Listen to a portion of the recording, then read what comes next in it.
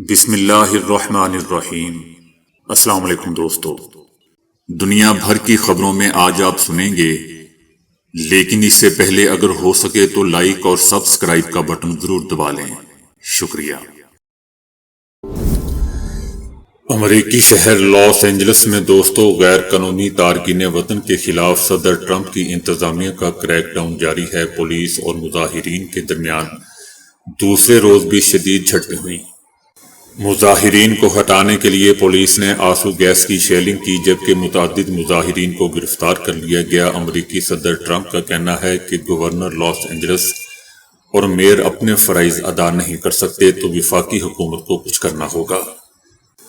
امریکی صدر ٹرمپ نے دوستو صورتحال پر قابو پانے کے لیے لاس اینجلس میں 2000 نیشنل گارڈز تعینات کر دیے ہیں۔ گورنر کیلیفورنیا کا کہنا ہے کہ اس اقدام سے تناؤ مزید بڑھے گا۔ حکام لاس اینجلس میں صورتحال پر قابو پانے کی مکمل صلاحیت رکھتی ہے۔ ایران کی خفیہ انٹیلی جنس نے اسرائیل کے خلاف ایک بڑا کامیاب انٹیلی جنس آپریشن انجام دیا ہے، جس کے نتیجے میں دوستو اسرائیل کے جوہری اور سیکیورٹی مراکز کے بارے میں خفیہ دستاویزات حاصل کر کے ایران منتقل کر دی گئی ہیں۔ یہ انٹیلی جنس آپریشن اب تک انجام پانے والے تمام آپریشن میں سب سے بڑا ہے اور اس میں زیادہ تر اسرائیل میں موجود جاسوس افراد کا استعمال کیا گیا ہے۔ ایران اس وقت ان دستاویزات کا جائزہ لے رہا ہے اور بہت جلد ان کی تفصیلات منظر عام پر لائی جائیں گی۔ جو چیز دوستو واضح ہے وہ یہ ہے کہ اسرائیلی انٹیلی جنس ایجنسی موساد ایران کے اس آپریشن سے آخر تک مطلع نہیں ہو سکی اور یہ آپریشن پوری طرح کامیابی سے انجام پایا ہے۔ اسرائیل کے خلاف ایران کے اس کامیاب انٹیلی جنس آپریشن پر اسرائیلی میڈیا میں ہلچل مچی ہوئی ہے۔ اسرائیل میڈیا کا کہنا ہے کہ اس آپریشن میں ہزاروں خفیہ دستاویزات چوری کی گئی ہیں۔ میڈیا کا کہنا ہے کہ یہ انٹیلی جنس آپریشن اسرائیل پر کاری ضرب ہے، جس میں اسرائیل کی جوہری تنصیبات کے بارے میں بڑی تعداد میں دستاویزات ایران کے ہاتھ لگ چکی ہیں۔ اسرائیلی میڈیا اعلان کر رہا ہے کہ اسرائیل کی سیکیورٹی اداروں سے بڑی تعداد میں حساس معلومات ایران کے ہاتھ لگی ہیں، جن سے ہزاروں اسرائیلی شہریوں کی جان کو خطرہ پیش آ گیا ہے۔ ان حساس معلومات کے چوری ہونے کے کئی مہینوں بعد تک اسرائیل کے انٹیلی جنس اور سیکیورٹی ادارے اس بارے میں آگاہ نہیں ہو پائے تھے اور اب بھی اس بارے میں تفصیلات شائع کرنے کی اجازت نہیں ہے۔ روس نے اعلان کیا ہے کہ اس کی افواج نے پہلی بار یوکرین کے مشرقی علاقے میں پیش قدمی کی ہے، جو 3 سالہ جنگ کے دوران ایک بڑی زمینی پیش رفت اور علامتی طور پر کیف کے لیے ایک اہم دھچکا ہے۔ یوکرینی حکومت کی طرف سے دوستو روس کے اس دعوے پر تاحال کوئی فوری رد عمل ظاہر نہیں ہوا ہے۔ روسی افواج کی اس نئے علاقے میں پیش قدمی یوکرین کے لیے اس لحاظ سے بھی تشویشناک ہے کہ پچھلے کئی مہینوں میں میدان جنگ میں کیف کو مسلسل مشکلات اور پسپائی کا سامنا رہا ہے۔ اس کا یہ علاقہ نہ صرف علامتی اہمیت رکھتا ہے بلکہ اس کی جغرافیائی پوزیشن یوکرین کے دفاعی نظام کے لیے بھی خطرہ بن چکی ہے۔ یہ علاقہ یوکرین کے اہم صنعتی اور معدنیاتی مراکز میں شمار ہوتا ہے اور اگر روس یہاں مزید گہرائی میں داخل ہو جاتا ہے تو یوکرین کی کمزور ہوتی معیشت اور جنگی طاقت پر گہرا منفی اثر دوستو ڈال سکتا ہے۔ مودی سرکار منی پور میں امن و امان برقرار رکھنے میں ناکام ہو چکی ہے، جبکہ تازہ ترین پرتشدد احتجاج کے بعد مختلف اضلاع میں انٹرنیٹ کو بند اور کرفیو نافذ کر دیا گیا ہے۔ تشدد کا تازہ ترین واقعہ اس وقت پیش آیا جبکہ ہفتے کے روز بنیاد پرست نیتی گروپ اور ارم بائی ٹینگول کے کمانڈر سمیت 5 ارکان کی گرفتاری کی اطلاعات سامنے آئیں۔ ان افراد کی رہائی کا مطالبہ کرنے والے مشتعل ہجوم نے پولیس چوکی پر دھاوا بول دیا، ایک بس کو آگ لگا دی اور ریاستی دارالحکومت امپھال کے کچھ حصوں میں سڑکیں بلاک کر دیں۔ منی پور پولیس نے امن و امان کی بگڑتی ہوئی صورتحال کے تناظر میں 5 اضلاع میں کرفیو کا بھی اعلان کر دیا۔ بھارت میں مذہب کے نام پر فراڈ کا خوفناک انکشاف ہوا ہے، جہاں ایودھیا رام مندر کے نام پر کروڑوں روپے کا فراڈ سامنے آیا ہے۔ جعلی ویب سائٹ کے ذریعے پرساد کی ترسیل کا جھانسا دیا گیا، امریکی پروفیسر کے نام پر بھارتی شہریوں کو لوٹ لیا گیا۔ بھارت میں عقیدت کو تجارت میں بدلنے والا نیٹ ورک سرگرم ہے، کروڑوں روپے کی رقم صرف جعلی ترسیل پر خرچ ہوئی۔ ہندوؤں کے مقدس موقع پر فراڈ کو روکنے میں بھارتی سائبر سیکیورٹی ناکام رہی اور رام مندر کی تقریب شاندار رہی، مگر دوستو پردے کے پیچھے مالی گھپلے کیے جاتے رہے۔ بھارتی عوام کو لوٹ لیا گیا، مودی سرکار نے زبان سیلی، بھارت میں مذہب کے نام پر فریب کا بازار گرم رہا، حکومت خاموش تماشائی بنی رہی۔ یہ سب اس وقت ہوا جب پورے بھارت کی نظریں رام مندر پر تھیں۔ سوال دوستو یہ ہے کہ کیا مودی سرکار صرف مذہبی جذبات کو سیاسی فائدے کے لیے استعمال کر رہی ہے؟ کیا عوام کی حفاظت مودی کی ترجیح نہیں ہے؟ مذہبی عقیدت کو دھوکہ بنانے کا ذمہ دار کون ہے؟ عقیدت اور دھوکہ مودی کا نیا سیاسی ہتھیار بن چکا ہے۔ بھارت میں آج نہ دیوی محفوظ ہے نہ درشن، ہر مقدس موقع اب ایک نیا فراڈ بن کر سامنے آ رہا ہے۔ مودی کے نئے بھارت میں عقیدت مندوں کی جیبیں خالی اور مذہب کے بیوپاری مالا مال ہو رہے ہیں۔ سوال یہ نہیں کہ یہ سب کیسے ہوا، سوال دوستو یہ ہے کہ کس کے اشارے پر ہوا۔ جگ ہنسائی، بے عزتی کے باوجود دوستو بھارتی میڈیا نے فیک نیوز کا دھندا بند نہ کیا اور پھر بے بنیاد دعوے کرنے لگا۔ بھارتی میڈیا نے بے بنیاد دعویٰ کیا ہے کہ پاکستان نے پہلگام واقعہ کے 2 ماہ بعد نئی دلی کو 4 خط لکھ کر مطالبہ کیا کہ سندھ طاس معاہدہ معطل کرنے کے فیصلے پر نظر ثانی کی جائے، جبکہ پاکستان نے اس کی تصدیق کی ہے کہ یہ یکسر فیک نیوز ہے جس کا مقصد جنگ میں ہوئی بھارت کو عبرتناک شکست سے بھارتی عوام کی توجہ ہٹانا ہے۔ پاکستانی حکومت کا کہنا ہے کہ پاکستان نے صرف 2 خطوط لکھے اور وہ بھی محض بھارت کے خطوط کا جواب دیا، اور دنیا جانتی ہے کہ سندھ طاس معاہدہ یک طرفہ طور پر معطل کیا ہی نہیں جا سکتا اور بھارت کو ہر صورت اس پر عمل کرنا ہوگا۔ دوستو یاد رہے کہ گزشتہ دنوں بھارتی فوج میدان جنگ میں پاک فوج کا سامنا نہ کر سکی تو مودی سرکار کو اپنی ہی عوام کو بیوقوف بنانے کے لیے فیک نیوز اور پروپیگنڈے کا سہارا لینا پڑا اور پاکستانی شہروں پر حملے کی فیک نیوز پھیلاتے رہے، اور یہی حرکت بھارت کے لیے دنیا میں جگ ہنسائی اور بے عزتی کا باعث بن گئی، اس کی اپنی عوام میں بھی۔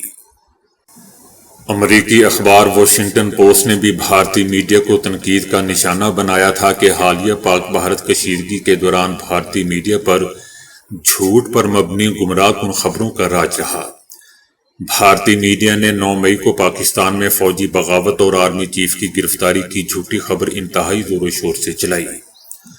واشنگٹن پوسٹ کا کہنا ہے کہ یہ خبر ایک بھارتی صحافی کو سرکاری نشریاتی ادارے سے واٹس ایپ پر ملی تھی۔ منٹوں میں یہ خبر پورے بھارتی میڈیا کی بریکنگ نیوز بن گئی، حالانکہ یہ خبر مکمل طور پر جھوٹ اور فیک تھی۔ امریکی صدر ٹرمپ اور دنیا کے امیر ترین شخص ایلون مسک کے درمیان دوستوں کشیدگی بڑھتی ہی جا رہی ہے۔ دنیا کے امیر ترین شخص ایلون مسک اور اختیارات کے لحاظ سے دنیا کے طاقتور ترین شخص کے درمیان لفظی گولہ باری نے پوری دنیا کی توجہ اپنی جانب مبذول کر لی ہے۔ صدر ٹرمپ کا کہنا تھا کہ ایلون مسک اپنا دماغ کھو بیٹھے ہیں، لیکن ساتھ ہی انہوں نے اصرار کیا کہ وہ اپنے ارب پتی سابق اتحادی کے ساتھ پیدا ہونے والے شدید اختلافات سے آگے بڑھنا چاہتے ہیں۔ صدر ٹرمپ اپنی سرخ رنگ کی ٹیسلا گاڑی جو انہوں نے مسک سے دوستی کے عروج پر خریدی تھی بیچنے پر بھی غور کر رہے ہیں۔ صدر نے صحافیوں سے کہا کہ آپ اس شخص کی بات کر رہے ہیں جس نے دماغی توازن کھو دیا ہے۔ مسک سے بات کرنے میں میں زیادہ دلچسپی اب نہیں رکھتا۔ مسک واقعی پاگل ہو چکا ہے۔ یاد رہے دوستوں کہ گزشتہ دنوں دنیا کے امیر ترین شخص نے صدر ٹرمپ کو بتائے بغیر مشیر کا اہم عہدہ چھوڑ دیا تھا، جس کے بعد مسک نے امریکی صدر کے ٹیکس میں کٹوتی اور اخراجات بل پر بھی شدید تنقید کی تھی۔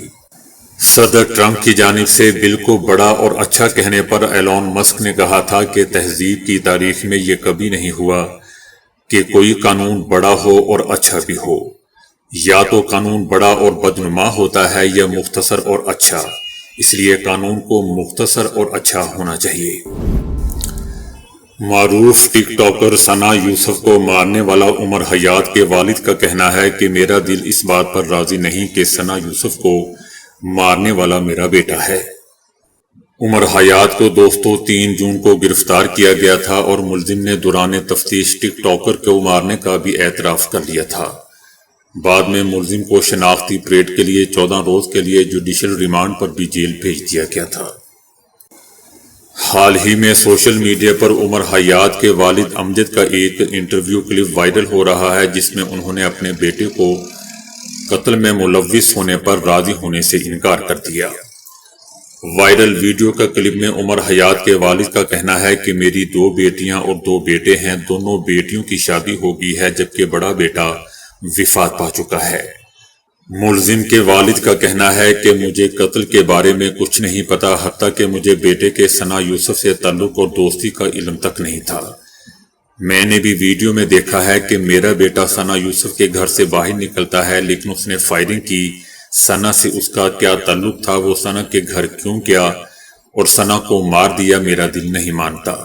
اصل صورتحال اللہ ہی جانتا ہے۔ ملزم عمر حیات کے والد کا مزید کہنا تھا کہ اگر میرا بیٹا اس واقعے میں ملوث ہے تو اس کو قانون کے مطابق ضرور سزا ملنی چاہیے، لیکن مجھے بھی انصاف چاہیے، اپنے بیٹے کے لیے نہیں بلکہ اس معصوم لڑکی کے لیے بھی جس کا قتل ہوا ہے، پھر چاہے وہ قتل میرے بیٹے نے یا کسی نے بھی کیا ہو، میں اس کی مذمت کرتا ہوں۔ ایک ہی گھر میں بجلی کے 2 سے زائد میٹر لگانے پر پابندی سے متعلق دوستو وزارت پاور ڈویژن کا اہم بیان سامنے آیا ہے جس میں اس نے بجلی کے 2 میٹر لگانے پر پابندی کی خبریں جعلی قرار دے دی ہیں۔ ادارے کا کہنا ہے کہ بجلی کے 2 میٹر لگانے پر پابندی کے حوالے سے سوشل میڈیا پر گردش کرنے والی خبریں سراسر جھوٹی، گمراہ کن اور عوام میں بے چینی پھیلانے کی مذموم کوشش ہے۔ دوستو یہ خبر مجھے دلچسپ اس لیے لگی اور میں یہ اس لیے پڑھ رہا ہوں کہ میرے گھر پر بھی 2 میٹر لگے ہوئے ہیں۔ ادارے نے بڑا خوبصورت بیان دیا کہ یہ یاد رہے کہ کسی بھی رہائشی جگہ پر دوسرا بجلی کا میٹر آج بھی مروجہ قوانین کے تحت حاصل کیا جا سکتا ہے۔ اس خبر کو دوستو ادارے نے اور خوبصورت بناتے ہوئے کہا کہ ایسی رہائشی جگہ جو علیحدہ پورشن، علیحدہ سرکٹ، علیحدہ داخلی راستہ اور علیحدہ کچن پر مشتمل ہو، وہاں علیحدہ میٹر کی تنصیب کی اجازت موجود ہے۔ ادارے کا کہنا تھا کہ عوام سے گزارش ہے کہ اس قسم کی جھوٹی خبروں پر توجہ نہ دیں اور بجلی کے میٹرز کے درست شفاف استعمال میں بجلی کی تقسیم کار کمپنیوں سے تعاون کریں۔ دوستو ایسی خبر پر توجہ کیوں نہ دو، اس بجلی والی خبر نے تو بجلی ہی گرا دی تھی۔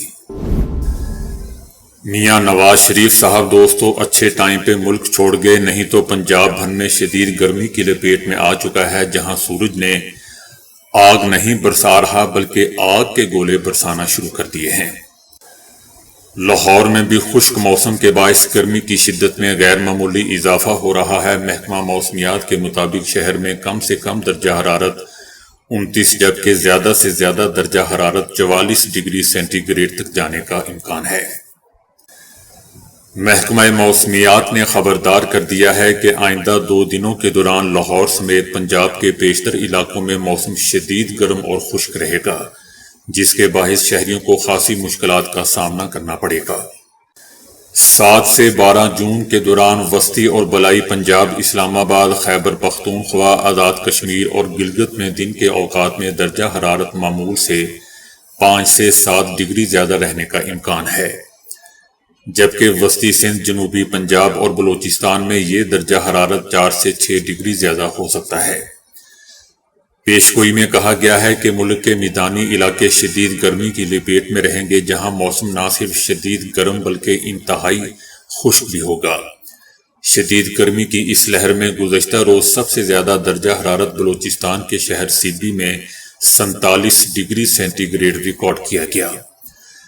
محکمہ موسمیات نے شہریوں کو ہدایت کی ہے کہ وہ شدید گرمی سے بچاؤ کے لیے حفاظتی اقدامات اختیار کریں، باہر نہ نکلیں، پانی کا استعمال بڑھائیں اور بلا ضرورت دھوپ میں نہ نکلیں۔ تو دوستو ابھی کے لیے اتنا ہی۔ ویڈیو کو لائک اور شیئر کرنے کا بہت بہت شکریہ۔